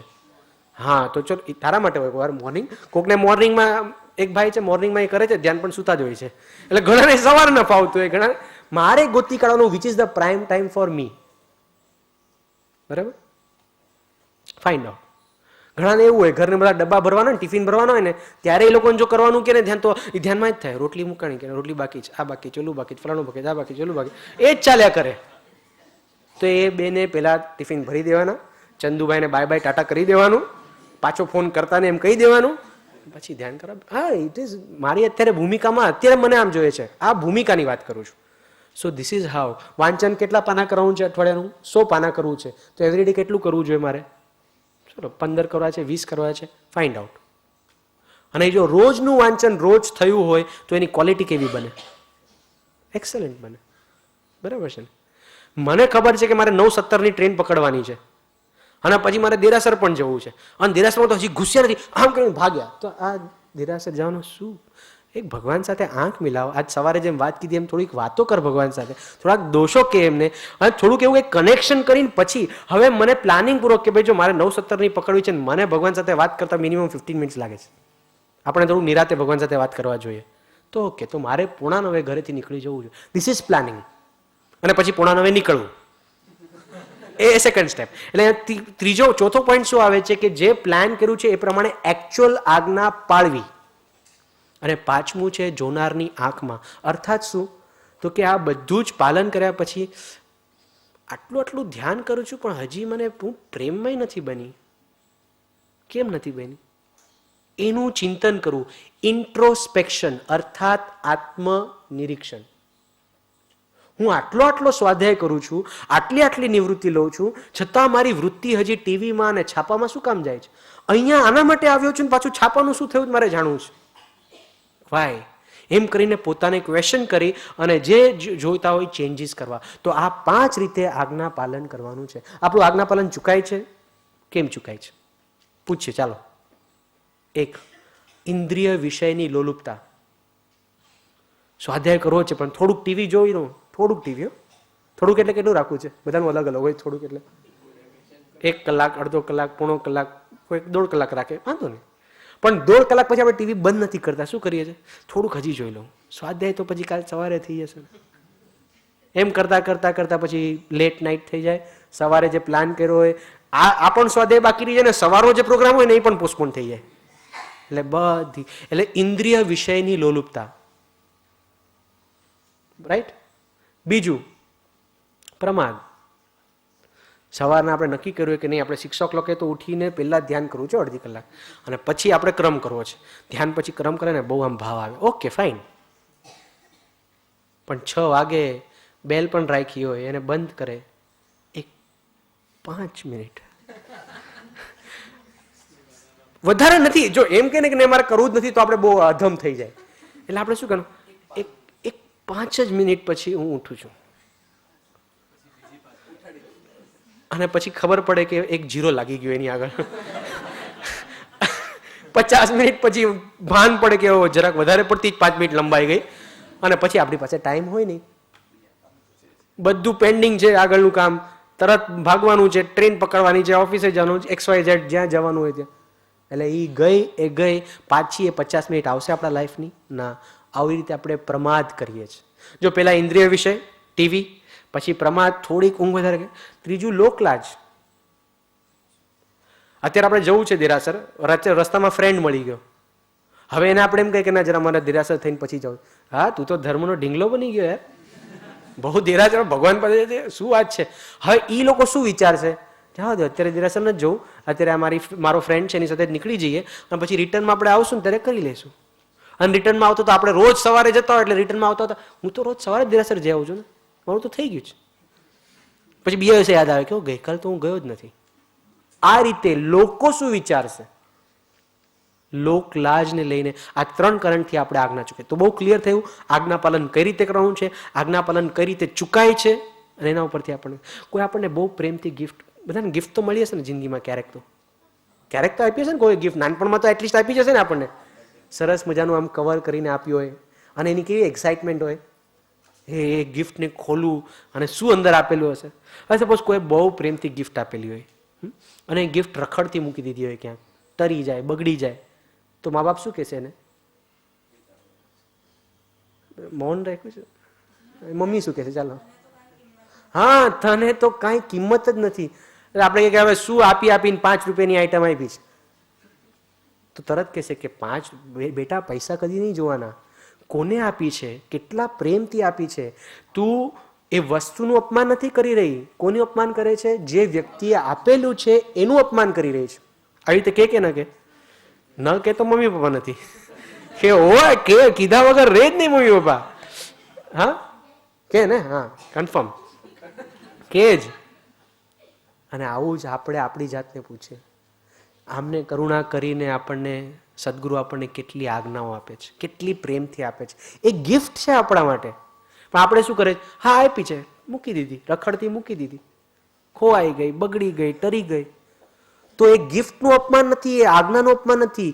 જેને આ આજ્ઞા આપી છે એ સદગુરુનું અપમાન છે. જેમ એમાં કીધું ને કે વ્યક્તિનું અપમાન છે, તું આનું અપમાન નથી કરી રહી, એ વ્યક્તિનું અપમાન કરે. એમ આપણે થવું છે, જો હું આજ્ઞા નથી પાડતો ને તો મેં એમનું અપમાન કર્યું છે. આની અંદર તો એટલું બધું ભરેલું છે. આ 4 સેન્ટેન્સની અંદર આખો મોક્ષ માર્ગ આવી ગયો. બોલો, જે લોકો તત્વથી અભ્યાસ કરતા છે ને તો એટલી મજા આવશે. જો પેલું આપણે લઈએ, અમૂલ્ય વચનને લક્ષ્યમાં લીધા નહીં. અમૂલ્ય વચન, વચનથી શું પ્રાપ્ત થાય છે? સમ્યક દર્શનની પ્રાપ્તિ થાય છે. પરમ પદે કીધું ને કે કર્મ મોહનીય ભેદ બે દર્શન ચારિત્ર નામ હણે બોધ વિતરાગતા. બોધ શું હણે છે? દર્શન મોહ. અને દર્શન મોહ હણાય તો શેની પ્રાપ્તિ થાય છે? સમ્યક દર્શનની. તો પેલા સેન્ટેન્સમાં કીધું અમૂલ્ય વચન. વચન એટલે અહીંયા શું છે? બોધ. તમારા અમૂલ્ય વચનને મેં લક્ષ્યમાં લીધા નહીં. જો લક્ષ્યમાં લીધા તો શેની પ્રાપ્તિ થતી વિધિ? સમ્યક દર્શનની. બીજું સેન્ટેન્સ, તમારા અનુપમ તત્વનો વિચાર કર્યો નહીં. અનુપમભાઈ એટલી મજા આવશે આની અંદર, એટલી આ 3 સેન્ટેન્સની અંદર આખો મોક્ષ માર્ગ પરમ કૃપાળુ દેવે 16 વર્ષે ભરી દીધો. અર્થાત આપણને ખ્યાલ આવે કેવી ઉચ્ચ આત્મદશાએ આ વ્યક્તિ હતા કે આવું ગંભીર તત્વ ભરીને આપ્યું છે. તો શું? અનુપમ તત્વનો વિચાર, શુદ્ધ બુદ્ધ ચૈતન્ય જ્ઞાન, સ્વયં જ્યોતિ સુખધામ. બીજું કહીએ કેટલું? કર વિચાર તો પામ. વિચારથી શું થાય છે? સમ્યક જ્ઞાનની પ્રાપ્તિ થાય છે. પહેલામાં સમ્યક દર્શન, બીજામાં સમ્યક જ્ઞાન, ત્રીજું શું કીધું? ઉત્તમ શીલ. શીલ એટલે આચરણ, અર્થાત સમ્યક ચારિત્ર. તત્વાર્થ સૂત્રમાં કીધું છે સમ્યક દર્શન જ્ઞાન ચારિત્રાણી મોક્ષ માર્ગ. મોક્ષ માર્ગ એટલે શું? સમ્યક દર્શન, સમ્યક જ્ઞાન, સમ્યક ચારિત્ર. અને પરમ કૃપાળુ દેવે આ આખું તત્વ કેટલું સિમ્પ્લિફાય કરી અને 3 સેન્ટેન્સમાં આપી દીધું. કયું? અમૂલ્ય વચનને લક્ષ્યમાં લીધા નહીં, અનુપમ તત્વનો વિચાર કર્યો નહીં, તમારા ઉત્તમ શીલને સેવ્યું નહીં. તત્વ જ્ઞાન, આવું જબરદસ્ત તત્વ જ્ઞાન આ 3 સેન્ટેન્સમાં ભર્યું છે. આવો કોઈ દિવસ આપણે વિચાર પણ કર્યો છે કે સમાપનાની અંદર પહેલા 3 લાઈનની અંદર આખો મોક્ષ માર્ગ આપી દીધો અને માત્ર તત્વની વાત નથી કરી. પરમ ઉપાધિનું હૃદય તો ભક્તિથી ભરેલું છે. આખું ભક્તિભાવ આની અંદર આવે છે. કેવી રીતે આવે? આમાં તો ખાલી તત્વ, સમ્યક દર્શન, જ્ઞાન, ચારિત્ર. આ 3 સેન્ટેન્સમાં એક વર્ડ કોમન છે. કયું? તમારા. જો બધામાં તમારા તમારા તમારા આવે છે, રાઈટ? એટલે એમાં શું બતાવવા માંગે? જો પરમ કૃપાળુ તમારા સિવાય પણ લખી શકત કે નહીં 3 સેન્ટેન્સ? મેં અમૂલ્ય વચનને લક્ષ્યમાં લીધા નહીં, મેં અનુપમ તત્વનો વિચાર ના. તમારા અમૂલ્ય વચન, તમારા અનુપમ તત્વનો, તમારા ઉત્તમ શીલને સેવીને. આ જ બતાવે છે કેટલો ભક્તિભાવ છે ભગવાન પ્રત્યે. અને એટલે જ જો એવો ભક્તિભાવ હોય તો એમના થકી જે આપણને વસ્તુ પ્રાપ્ત થઈ હોય એ ખૂબ સાચવવી જોઈએ, ખૂબ પ્રેમથી એની આરાધના કરવી જોઈએ. ક્લિયર? તો આગળ શું કે છે? હવે કે છે જો મેં શીલનું આચરણ કર્યું હોત તો મારામાં ગુણો ખીલ્યા હોત. શીલ એટલે આચરણ. ને કયા ગુણો ખીલ્યા હોત? દયા, શાંતિ, ક્ષમા અને પવિત્રતા. દયા, શાંતિ, ક્ષમા આપણામાં છે ને, દયા પણ છે, શાંતિ પણ. ઓળખ્યા નહીં, અર્થાત એનું સાચું સ્વરૂપ અમે ઓળખ્યું નહીં. તો હવે સાચું સ્વરૂપ ઓળખવા પહેલા આપણે જે મિથ્યા માનીએ છીએ ને એ સમજી લઈએ. એટલે આપણે એકદમ દયા છે આપણામાં. હા, આપણામાં દયા તો છે ને. જો કોઈ આમ કીડી મકોડા ન મરી જાય એનું આપણે ધ્યાન રાખે છે કે નથી રાખતા? અને તરત કોઈ નાનું બાળક છે, મિતાબ તારો છોકરો આમ જો કદાચ કીડીને મારતો કરશે નહીં, આવું મેજિક ટચનું છે એટલે, પણ કરતો હોય તો તું તરત રોકશે કે નહીં? શું એ કહેશે કે કેમ પપ્પા, કેમ મારવાનું નહીં? તો શું કહેશે? પાપ લાગે. હા, પાપ લાગે. પાપ લાગવાથી જો એને એક ક્વેશ્ચન આન્સર કીધો ને એટલે બીજા 10 ક્વેશ્ચન પૂછશે. આ સ્પેશિયાલિટી છે એ લોકોની. બરોબર છે કે નહીં? હા, પાપ લાગવાથી શું થાય પપ્પા? એ બોલ બોલ. મને ટેન્શન આવી ગયું, મને ખબર નહીં આટલા ક્વેશ્ચન પૂછશે. અચ્છા, આપણે નરકે જવાથી શું થાય? એના તો ક્વેશ્ચન તરત બીજા હાજર જ હશે. નરક જવાથી શું થાય? આપણને બહુ દુઃખ પડે, ખૂબ મારવામાં આવશે, ખૂબ તકલીફ પડશે, બહુ દુઃખ પડશે. એટલે ફોકસ શું છે? મને દુઃખ પડશે, મને ત્રાસ આપશે, મને દુઃખ નથી જોઈતું તો કીડીને નહીં માર. આમાં કીડી પ્રત્યે કોઈ દયા છે જ નહીં. જો અત્યારે કોઈક શાસ્ત્રમાં એમ કે ને કે ના કીડી મારવાથી નરકે નથી જવાતું, આવા દો ને, શું કામ આટલું ટેન્શન રાખું? કારણ કે ફોકસ કીડી નથી, ફોકસ મારું સુખ અને મારું દુઃખ છે. મારે નરકે નથી જવું, મારે પાપ નથી બાંધવું, મારે ત્યાં દુઃખ નથી ભોગવવા. ફોકસ કોણ આવે છે? અને પરમ કૃપાદેવે શું કીધું છે કે જેવો આત્મા, જો મૂળ ભૂલ, જેવો હું આત્મા છું એવો એ પણ આત્મા છે. જેવો મને મારો દેહ પ્રિય છે એમ એને પણ દેહ પ્રિય છે. જેમ મને કોઈ કંઈ તકલીફ આપે તો મને દુઃખ થાય છે, એમ એના આત્માને પણ દુઃખ થાય છે. તો એના આત્માને દુઃખ ન થાય એ ફોકસ હોવું જોઈએ. ફોકસ શું હોવું જોઈએ? એનું દુઃખ હોવું જોઈએ. ત્યારે આપણે તો બહુ સ્વાર્થી થઈ ગયા, મને મારા દુઃખથી જ. ના, અમારામાં બહુ દયા છો. તમે કેટલું 2 લાખ રૂપિયાનું દાન આપ્યું, 2 લાખ રૂપિયાનું દાન આપ્યું, બોલો. પણ દાન આપીને શું લીધું? માન લીધું. એક હાથ સે દાન લે, દૂસરે હાથ સે કેવા છો કે આ બિઝનેસ કર્યો કે ના કર્યો? This is business. અહીંયા દાન આપ્યું, બીજી બાજુથી માન લીધું. તો આ દાન નથી. દાન હોય તો પેટીમાં નાખી દે, પાછું કોઈને ખબર ન પડે, બધાને ભેગા ના કરે. જરા જો 2 લાખ નાખું છું અંદર પેટીમાં, ચૂપચાપ આવી નાખીને વયો જાય, કોઈને ખબર ન પડે. પણ આ દાન આત્મલક્ષ્ય નથી થતું. મારે મારો લોભ છોડવા માટે દાન કરવાનું છે એવો લક્ષ્ય નથી, અર્થાત એની પાછળ પણ ઇન્ટેન્શન ખોટું છે. જરાક ચેક કરીએ, આપણે આપણી દયા ચેક કરીએ. આપણે એકલા ઊભા હોય બસ સ્ટેન્ડ પર, ભિખારી આવે, માય બાપ દો, માય બાપ દો, આપણું રિએક્શન કેવું હોય? અને પાછા 3 મુમુક્ષુ સાથે આપણે ઊભા હોય અને આમ સીધી 10 રૂપિયા નોટ કાઢીને આપે. શું તમારો દયા ભાવ છે? ખરેખર તમારું હૃદય જે કોમળ છે ને, એ કોમળ આ 4 જણના કારણે છે. હકીકતમાં કોમળ નથી, દેખાવા માટે. ઘણી વખત એવા લોકો કહેતા હોય ને કે આ લોકો બધા બહુ ગંદુ હોય ને, એ લોકોનું હાથ પગ બધા, અને એવા એ પાછા આપણને ઘડીએ ઘડીએ અડે ને, પાછું આપણને ઇન્ફેક્શન થઈ જાય. એના કરતાં 2 રૂપિયા આપી દેવાના. તો આ 2 રૂપિયા શેના માટે આપ્યા છે? એનું દુઃખ, એને દુઃખ છે, બિચારો 2 દિવસથી એને ખાધું નહીં હોય, એ ફોકસ નથી. મને ઇન્ફેક્શન ન થાય, આપી દો, આપી દો. ચંદુલાલ, એના ઓફિસની અંદર માણસ પૈસા માગે ને, 2000 માગ્યો, 2000 આપો ને છે, 10,000 લઈ જા. પછી કે શું દયાળુ છો તમે?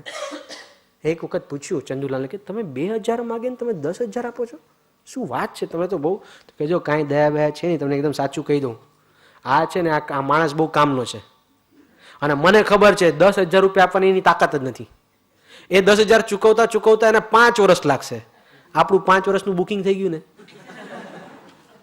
જો બહારથી એમ દેખાય છે કે નોકરે પૈસા માગે નથી ને, આમ ફટ દઈને પૈસા આપ્યા છે. પૂછો આપણે, કામવાળી માગે દિવાળી 200 નહીં 500 લઈ જા, પણ પછી 600 રૂપિયાનું કામ કરાવશે. મેળો સાફ કર, આ સાફ કર, પંખા સાફ કર, પેલું સાફ કર, આ સાફ કર. તો આ વૃત્તિ શું છે? હું પૈસા આપું છું એના પ્રત્યે દયાના કારણે નહીં, મારે મારો સ્વાર્થ કાઢવો છે એની અંદર. આવી રીતે આપણે દરેકે દરેક કૃત્યને ચેક કરશું ને, તો આપણે આપણી આંખ નીચે આવશે કે આજ સુધી મેં દયા કરી જ નથી, મેં મારો સ્વાર્થ સાધ્યો છે. મણીબેન એમ કે અમારા કામવાળાને અમે ફ્રૂટ આપીએ, બોલો ફ્રૂટ. ઓહો, આપણને થાય ચોથો કાળ લાગે છે. કામવાળાઓને ફ્રૂટ આપે, પણ જરા પૂછો કયું ફ્રૂટ? જે એવું સડી ગયું હોય કે ઓલી ગાયને આપે ને તો ગાય મોઢું ફેરવી લે, ગાય પણ ખાય નહીં એવું ફ્રૂટ કામવાળાને આપશે. બિચારો ગરીબ છે, ના નથી પડી શકવાનો, એ પણ ફેંકી જ દેશે બહાર જઈને. પણ આને આપણે દયા માનીએ છીએ કે મારામાં કેવી દયા છે કે હું ફ્રૂટ આપું છું. હું દયા નથી કરતો, હું ડિસ્પોઝ કરું છું. Be very clear. મારો જીવ ન ચાલતો કે આવું મોંઘું ફ્રૂટ હું કચરાના ડોલમાં નાખું. એટલે હું કોને આપું છું? પેલા ગરીબ માણસને આપું છું જે ના ન પાડી શકે. આવી રીતે આપણે જો આપણું ચેક કરીએ તો આપણને ખબર પડે કે આપણે દરેક કૃત્યની પાછળ દયાનો ભાવ નથી હોતો, પોતાની કંઈક સ્વાર્થ કઢાવી લેવાની ભાવના હોય છે. કેવું છે, એક વખત અમે જેસલમેરની યાત્રામાં ગયા હતા અને એક ગામડામાં ગયા હતા. ખૂબ ઘણા બધા ગરીબ છોકરાઓ હતા અને સાહેબ ગુરુદેવે જોયું આમ કે બધા બાપાજીએ કીધું કે આ લોકો માટે કંઈક કરો ને, એટલે તરત કીધું કે ના સાહેબ કર્યું, અમે બધાને બિસ્કિટ આપી દીધી છે. સાહેબે શું કીધું ખબર છે? બિસ્કિટ શું, એ લોકોને ભાવતું હોય એવું કંઈક આપો ને. જો આપણને શું, આપણને ગમતું હોય આપણે બીજાને આપે છે, એને શું ભાવે છે, એને શું જોઈએ છે એનો આપણે વિચાર નથી કરતા. એટલે ગુરુદેવે કીધું ખાસ ગાલાને કે ચોકલેટ્સ લઈ આવો. એટલે ત્યાં કંઈ ચોકલેટ બહુ સારી મળી ને 10-15 પૈસાવાળી જે હોય ને સાદી એવી ચોકલેટ સાહેબે પોતાના હાથે બધા છોકરાઓને આપ્યું અને પછી સાહેબે આત્માર્પિતને આપ્યું, તમે પણ અત્યારે આ લોકો સામે જ ખાઓ, જેથી કરીને એ લોકોને એમ ન લાગે કે આપણે ભીખ આપી છે, આપણે સાથે ખાઈએ છીએ. જો આ હૃદય, આ દયા, એને શું જોઈએ છે? એને કમ્ફર્ટેબલ ફીલ કરવું, એને એમ ન લાગે કે મને ભીખ આપી છે પણ હું શેર કરું છું એવું ફિલિંગ એને આવવું જોઈએ. પાડોશીને આપણે મદદ કરીએ. તમે ત્યાં પાડોશી આવે આમ સાકર લેવા માટે, દૂધ લેવા માટે, ક્યારેક થોડુંક દહીં લેવા આવે કે ના આવે? અને આપણે તરત હેલ્પ કરે, અરે ના લઈ જાઓ, 1 નહીં 2 લીંબુ લઈ જાઓ. કેમ? કારે 4 લેવાના. જો આને પાછા 4 લેવા, જો કેવું પ્લાનિંગ કરે છે. હવે બરોબર હિસાબ રાખતો છે મને લાગે છે કેટલા લીંબુ ગયા બાજુમાં. બસ તો આ પાડોશીને મદદ કરવાની કઈ દયાના ભાવ નથી, પણ પછી વસૂલી કરી લઈશું આપણે. આપણને જ્યારે જરૂર પડશે ત્યારે, જો જરૂર નહીં પડે તો અત્યારે કાંઈ નહીં આપે. તો આ બધું શું છે? આ દયાના નામે હું બધી ભૂલો કરું છું, માત્ર મારો સ્વાર્થ. જો 2 રીતે સમય, આ ઇન્ટેન્શન આપણે જોયા, આપણને પકડાવવાનું, આ ઇન્ટેન્શન ક્યાંય આપણા એવા નથી. અને બીજું સ્કોપ, કીડી મકોડાનું આપણે બહુ ધ્યાન રાખીએ, એને દુઃખ ન થઈ જાય, એને વાગી ન જાય, એને તકલીફ ન પડે. ઘરના વ્યક્તિને આપણે દુખાવી દેવું, કાંઈ પણ બોલી નાખવું હોય, એનું દિલ કાંઈ નહીં, એમાં શું છે? કારણ કે એને આપણે પ્રાણીમાં ગણતા જ નથી ને. કશાયની ઉપશાંતતા માત્ર મોક્ષ અભિલાષ ભવે ખેદ પ્રાણી દયા. એટલે પ્રાણી દયાનો મિનિંગ આપણે શું કર્યો? કીડી મકોડા કૂતરા બિલાડા ઘરના ના આવે એમાં. પ્રાણી એટલે પ્રાણી માત્ર, બધા જ આવે. એટલે આપણે કેટલું સંકુચિત, આ સ્કોપ કેટલો નાનો કર્યો કીડી અને મકોડા પ્રત્યે જ. આપણી ઓફિસમાં માણસ કામ કરતો હોય, પેલાનો ફોન આવે, ચેક આપું છું મોકલો માણસને, હમણાં જા, 11:15 આવે ને હમણાં ને હમણાં ભાગ, કારણ કે પછી પાછું ચેક આ ટાઈમમાં ચેક આપે છે તો તું લે હમણાં. અને ઓલો બિચારો ઠેઠ બોમ્બે સુધી જાય, હા 4 કલાકે પાછો આવે, બપોરે 4 વાગે, મારો ચેક લાવ્યો કે નહીં? એ માણસે ખાધું છે કે નહીં?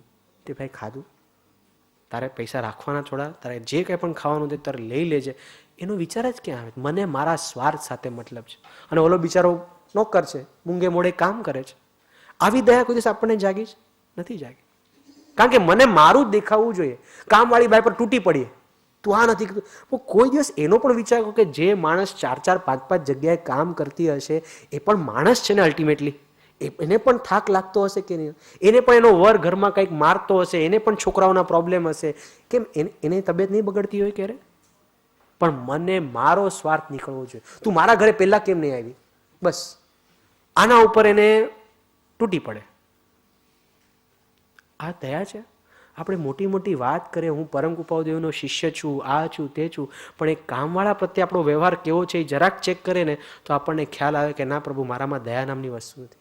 અને એટલે જ ગાંધી બાપુના આશ્રમમાં એક વખત ચોર આવ્યો, રાત્રે 2 વાગે, પકડાઈ ગયો બિચારો. એટલે સ્વયંસેવકે વિચાર કર્યું કે કરું શું? રાત્રે કંઈ ડિસ્ટર્બ ન કરે આ વસ્તુ માટે બાપુને, ગાંધી બાપુને. શું કરું? તો કે લોક કરી દો એક રૂમમાં, સવારે 9 વાગે પ્રાર્થના પછી બાપુ બહાર આવે છે ત્યારે આપણે પૂછી લેશું શું કરવું છે આનું. સવારના 9 વાગે છે, બાપુ નાસ્તો પાણી કરી, સવારની પ્રાર્થના બધું પતાવી અને બેઠા છે. લેલાના માણસને પકડીને લઈ આવે, ચોરને પકડીને લઈ આવે છે, ઊભો કરે છે સામે. અને તરત જે ટ્રસ્ટી કે સ્વયંસેવક હોય છે એમ કહે છે કે બાપુ, રાત્રે 2 વાગે આ પકડાઈ ગયો ચોર, અને હવે એનું શું કરવું છે? અને બધા ઉત્સુક હતા કે બાપુ શું કરશે એની સાથે? પોલીસમાં આપશે કે એને 2 ઠોકશે કે આ લોકોને કહેશે, શું કરશે? હા, પેલા એને પૂછ્યું, ભાઈ તે નાસ્તો કર્યો? એટલે ટ્રસ્ટી તરત કહે છે, હા ચોર છે, રાત્રે પકડાઈ ગયો તો. બાપુ તરત પેલું સેન્ટેન્સ કહે છે, કેમ? પેલા એ માણસ નથી? શું એ માણસ નથી? પેલા એ માણસ છે તો એને પેલા ખવડાવો અને પછી શું કરવું છે? અરે આટલો પ્રેમ આપે ત્યાં જ એનો ધ્રુસકે ધ્રુસકે રડી પડે ચોર, અને કે ના પેલા તારે ખાઈ લેવાનું પછી જોશું. આવી દયા આપણામાં છે? આપણને માણસમાં ભગવાન નથી દેખાતો, અને ત્યાં જ આપણે ચૂકી જાય. એટલે આપણે ખૂબ ચેક કરવાનું. અને ઘણી વખત તો જો ને આપણે ઘરવા સાથે કેવું વ્યવહાર કરીએ, આ ઘરમાં હું કહું એમ જ થશે, હિટલર, રિબોન. આ શું છે? મારા પણ કેમ? કોઈને પોતાનું મંતવ્ય વ્યક્ત કરવાનું અધિકાર છે કે નહીં? પણ એને માણસ દેખાતા જ નથી, એનામાં દયા છે જ નહીં. જેનામાં દયા તો કહેશે હા તું તારો પણ વ્યૂ પોઈન્ટ કે તારે પણ શું કેવું છે જાણીએ અને આપણે એમાંથી જે બેસ્ટ હશું એ આપણે કરશું. પણ દયા નથી. કેટલો કઠોર હૃદય, મારા પ્રમાણે જ થવું જોઈએ, આમ જ થવું જોઈએ, તો આ દયા નથી. એટલે જ ખાસ કીધું છે કે દયાનો વિસ્તાર દરેકે દરેક વ્યક્તિ પ્રત્યે થવો જોઈએ અને મોસ્ટ ઇમ્પોર્ટન્ટ પોતા પ્રત્યે પણ થવો જોઈએ, જેને કહેવાય છે સ્વદયા. પરદયા તો આપણે ખૂબ કરીએ છીએ, સેવામાં નંબર 1 બધું જ પરફેક્ટ કરીએ છીએ. હા, એકદમ ફર્સ્ટ ક્લાસ ઓર્ગેનાઇઝેશન કર્યું, આજ્ઞા ચૂકી ગયો તો સ્વદયા કરી નથી. પરદયા મેં ખૂબ કરી, પણ જો સાધના ચૂકી ગયો તો મને મારી જ દયા. અને એટલે દયાનો વ્યાખ્યા શું છે ખબર છે? દુઃખથી મુક્ત કરવું. પરદયા એટલે બીજાને દુઃખથી મુક્ત કરવું અને સ્વદયા એટલે પોતાને દુઃખથી મુક્ત કરવું. બરાબર છે? કેવું છે, આપણે કોઈ વાર જીવદયાની સેવામાં હોય, ગાય ઉપર તો આપણે હાથ ફેરવીને દયા કરતા હોય અને આપણા કોઈ સેવકથી કંઈક મિસ્ટેક થઈ જાય, એની ધૂળ કાઢી નાખીએ આપણે, ત્યારે દયા ક્યાં જાય છે? ગાય પ્રત્યે દયા કરી શકીએ છીએ પણ કોઈ સેવક પ્રત્યે દયા કરી શકતા નથી. તો આ દયા નથી. એક બેન વાત કરતા, કેવું છે પેલું બાઈ નળ ધોતી હોય ને, શું વાસણ ધોતી હોય ને, હા, એ લોકોને કાં બધું આ, એ લોકોને ખબર છે પાણીમાં જીવ હોય ને, કાંઈ ખબર ન હોય એ લોકોને. એક વખત કીધું કે જો નળ તારે અડધો રાખવાનો જેથી કરીને વધારે પાણી વેસ્ટ ન થાય. શેના માટે? તો કે પાણીમાં જીવ છે અને એ જીવ મરે. હવે એ બાય માણસ છે, એને કાંઈ અક્કલ નથી, એને કાંઈ ભાન નથી આ જૈન ધર્મનું. હવે એ કોઈક વાર 2 વખત કીધું, ત્રીજી વખત એને ખુલ્લો રાખી દીધો, વધારે તૂટી પડે એના ઉપર, 15 મિનિટ સુધી કશાય કરે. અર્થાત એ જીવની પણ દયા ન પાડે અને પોતે કશાય કરીને આટલા બધા કર્મ બંધ કરે છે, અર્થાત સ્વદયા પણ પડાતી નથી. તો સાચી દયા શું છે? તો કે પરદયા તો કરવી જ, બીજાને દુઃખ ન થાય, બીજા દુઃખથી મુક્ત થાય, પણ પોતે પણ દુઃખથી મુક્ત થાય. અર્થાત મારે હવે કશાય નથી કરવા, મારે વિકાર નથી સેવા, મારે કર્મબંધ નથી કરવા, એવા ભાવ કરી પોતાના આત્માને પણ મુક્ત કરવું. આ છે દયા. છેલ્લી 5-7 મિનિટમાં આપણે શાંતિ લઈ લઈએ. શાંતિ એટલે શું? હવે આપણે નક્કી કર્યું ને કે પહેલા જે આપણે ઊંધું સમજ્યા છે ને એ પહેલા ડિસ્કસ કરી લઈએ. શાંતિનો પ્રયોગ આપણે ક્યારે કરીએ? ચાલ બોલો. હા, કોઈક મૌનમાં હોય ને. મેં હમણાં એક ભાઈને કીધું હું એકાંતમાં જાઉં છું. ઓહ, શાંતિ છે. હવે મારે સમજવું છું, એટલે અત્યારે 3 દિવસ અશાંતિ છે. કોઈ ચૂપ બેસે, કોઈ મૌન લઈ લે. એક વખત આવી રીતે અમારે છે ને બિલ્લો લગાડીએ અમે ઇન સાયલેન્સનો. એક સામેથી કોઈ વ્યક્તિ મળ્યા ને તરત બધું આનું શું કરવાનું, એટલે મેં થોડોક ઈશારો કર્યો કે મારે બિલ્લો લાગ્યો છે, અર્થાત મને મૌન છે. તો એ ભાઈ શું બોલ્યા ખબર? ઓહ, આજે શાંતિ છે. હવે આ શાંતિનો કેવો આપણે મિનિંગ કર્યો છે. કોઈ મૌન લે એટલે શાંતિ. ડિપેન્ડ્સ કોણ લે છે. અચ્છા, બીજો ક્યાં યુઝ કરે છે આપણે શાંતિ? હા, કોઈ ઝઘડો કરે તો શાંતિ રાખ, એટલે જરાક તમે વાત અવાજ નહીં કરો, એને શાંતિ. 1 કરોડ રૂપિયા ભેગા થઈ જાય ને શાંતિ. આ બોલીએ છીએ કે નથી બોલતા આપણે આપણા જ શબ્દોને જરાક એટલે આપણને ખબર પડે કે શાંતિ. હા, રસોડામાં બહુ અવાજ થતો હોય, બહુ અવાજ થતો હોય, ધડામ ધડુમ એવી ગાય જલ્દી, જરાક શાંતિ રાખો તમે. મને આજે કીધું થોડીક અશાંતિ છે પણ તમે ખાશો ને. મેં કીધું આ અશાંતિ નથી, આ અવાજ છે. મેં રિલેટ કર્યું છે કે અવાજ એટલે અશાંતિ. અથવા હું જો એક્સપેક્ટ કરું, શું એક્સપેક્ટ કરું? હું જમતો ત્યારે પિન ડ્રોપ સાયલેન્સ જોઈએ, પછી કોઈક જરાક અવાજ કરે ને તો અશાંતિ થઈ જાય. જો આ આપણે શાંતિ અશાંતિનો મિનિંગ જ સમજ્યા નથી. ચાલો બીજે ક્યાં બોલીએ છીએ આપણે શાંતિ?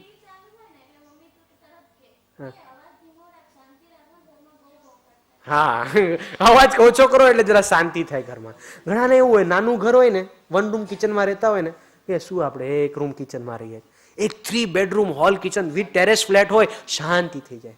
પૂછો એ લોકોને, કેર દુખે છે એ લોકોની સાફ કરતા કરતા, કે બાઈ ના આવે ને ત્યારે કેવી હાલત થાય છે અમને ખબર છે. એના કરતા પેલું ઘર કેટલું સારું હતું, આમ કર્યું પૂરું ઘર સાફ. જો એનો શાંતિ અશાંતિમાં બદલાણી ને હવે એને શાંતિ પાછી પેલી ઓલી ઘરમાં લાગે છે, કઈ 1 રૂમ કિચનમાં.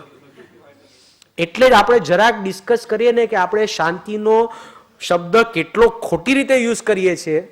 અચ્છા, બીજે ક્યાં યુઝ થાય? હા, એક્ઝામ પૂરી થાય એટલે શાંતિ. બીજું ક્યાં યુઝ થાય? કોઈ મરી જાય તો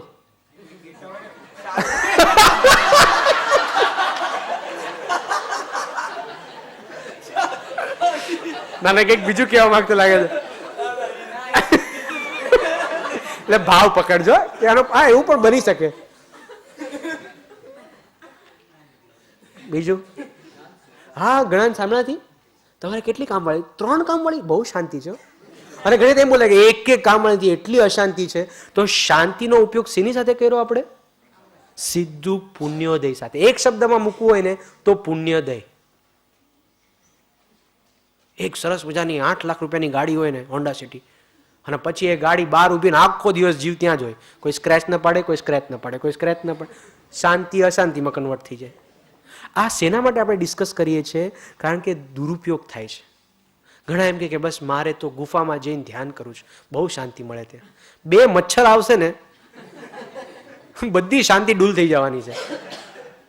એટલે આવું છે. શાંતિનો કનેક્શન પુણ્યોદય સાથે નથી.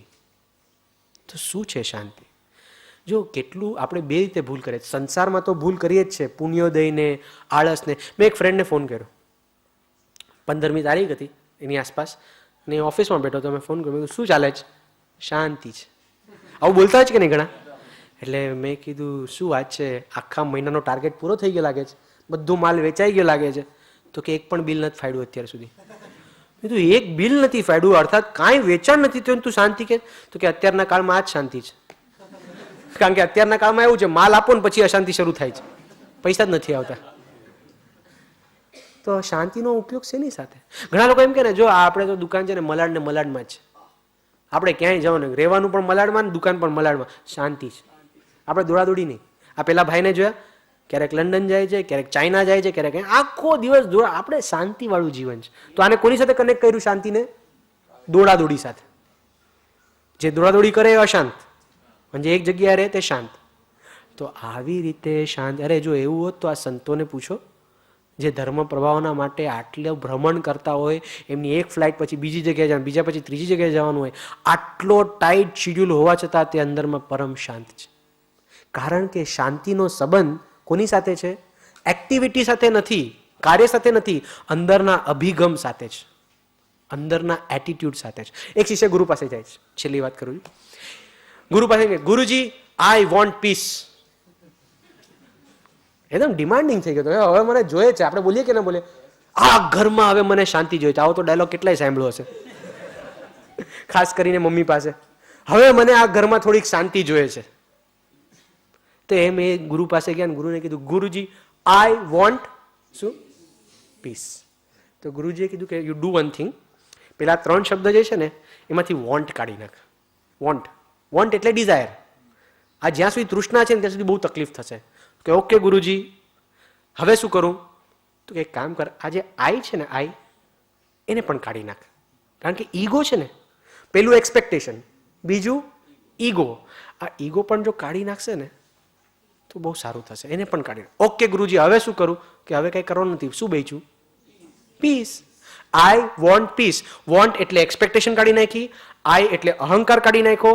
આ 2 જો આપણા જીવનમાંથી નીકળી ગયા તો શાંતિ એ આપણું સ્વરૂપ છે, આપણા અંદરમાં જ છે.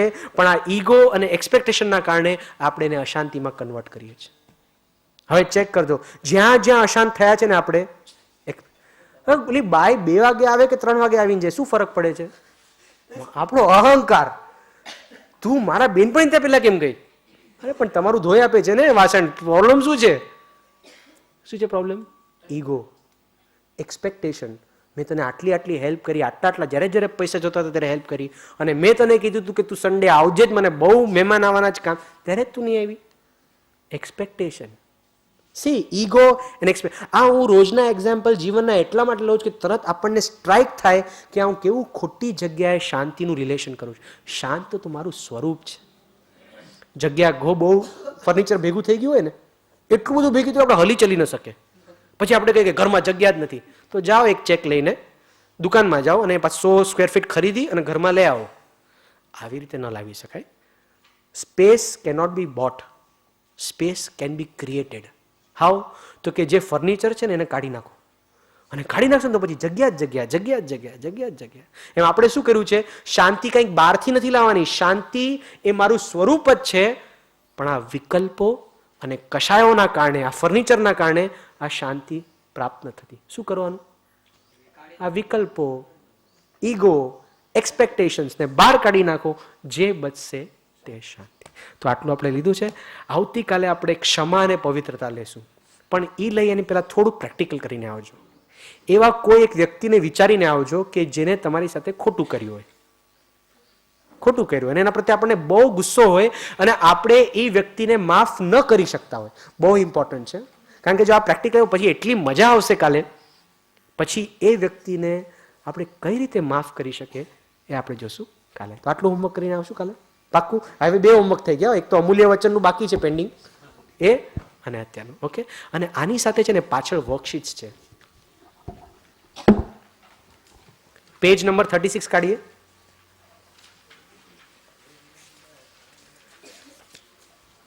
આ બધી વર્કશીટ આપણે ભરવાની છે. આ ચિંતન માટે બહુ હેલ્પ કરશે આપણને.